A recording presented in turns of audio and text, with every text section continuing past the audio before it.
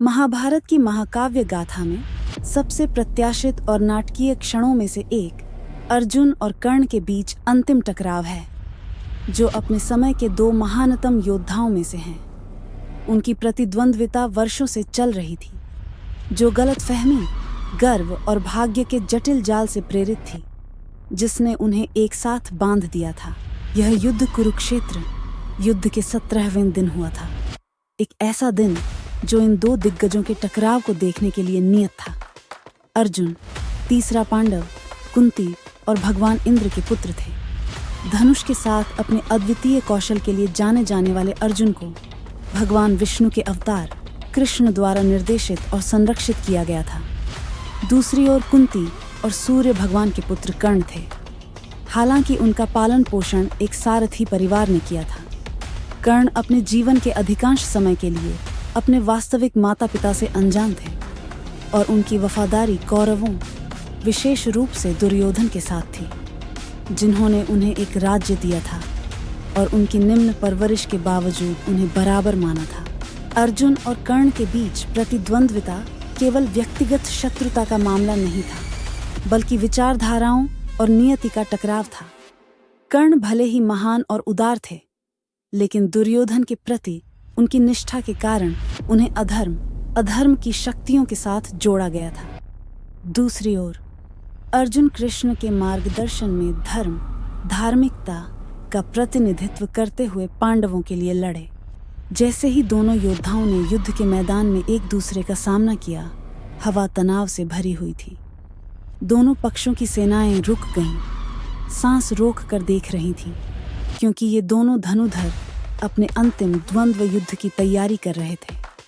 अर्जुन ने अपने दिव्य धनुष गांधीव से लैस होकर और कर्ण ने शक्तिशाली विजय धनुष के साथ अपने महाकाव्य युद्ध की शुरुआत की। अर्जुन और कर्ण के बीच लड़ाई भयंकर और अथक थी। उन्होंने बिजली की गति से तीर दागे, प्रत्येक कौशल और शक्ति में दूसरे को पछाड़ने की कोशिश कर रहा था। उनके दिव्य हथियारों के टकराने पर आकाश में अंधेरा छा गया, जिससे धरती को हिला देने वाली गड़गड़ाहट पैदा हो गई। दोनों योद्धाओं ने दिव्य हथियारों का इस्तेमाल किया। अर्जुन ने अग्निशास्त्र, अग्नि के हथियार का इस्तेमाल किया, और कर्ण ने वरुणास्त्र, जल के हथियार के साथ तत्वों पर अपनी महारत का प्रदर्शन किया। हालांकि युद्ध में मोड़ तब आया जब कर्ण का रथ चक्र अचानक नरम मिट्टी में डूब गया, जो उस पर एक ब्राह्मण द्वारा दिए गए अभिशाप का परिणाम था, जिसकी गाय को उन्होंने अपनी युवावस्था में गलती से मार दिया था। कर्ण ने चक्र को मुक्त करने की अथक कोशिश की, लेकिन उनके प्रयास व्यर्थ गए। जब वह संघर्ष कर रहा था, तो उसने अर्जुन से योद्धा संहिता का सम्मान करने और लड़ाई फिर से शुरू करने के लिए तैयार होने तक प्रतीक्षा करने की अपील की। इस महत्वपूर्ण क्षण में कृष्ण ने अर्जुन को कर्ण द्वारा किए गए सभी अन्यायों की याद दिलाई, जिसमें द्रौपदी के अपमान और अभिमन्यु की हत्या में उनकी भूमिका भी शामिल थी। कृष्ण ने अर्जुन से इस अवसर का लाभ उठाने और युद्ध को समाप्त करने का आग्रह किया। अनिच्छा से, लेकिन आवश्यकता को समझते हुए अर्जुन ने कृष्ण की सलाह का पालन किया। भारी मन से अर्जुन ने अपने धनुष पर एक तीर मारा और उसे कर्ण की ओर निशाना बनाया। जैसे ही अर्जुन तीर छोड़ने वाला था, कर्ण को ब्रह्मास्त्र याद आया, जो परम हथियार था जो परशुराम ने उसे सिखाया था। लेकिन उन्हें निराशा हुई कि वे उस मंत्र को भूल गए जो इसे लगाने के लिए आवश्यक था। परशुराम द्वारा उन पर लगाए गए एक और अभिशाप का परिणाम, जिन्होंने कर्ण को शाप दिया था कि वह इस महत्वपूर्ण ज्ञान को भूल जाएंगे जब उन्हें इसकी सबसे अधिक आवश्यकता होगी। बिना किसी अन्य विकल्प के कर्ण अपने पास जो भी ताकत बची थी, उससे अपना बचाव करने के लिए तैयार थे।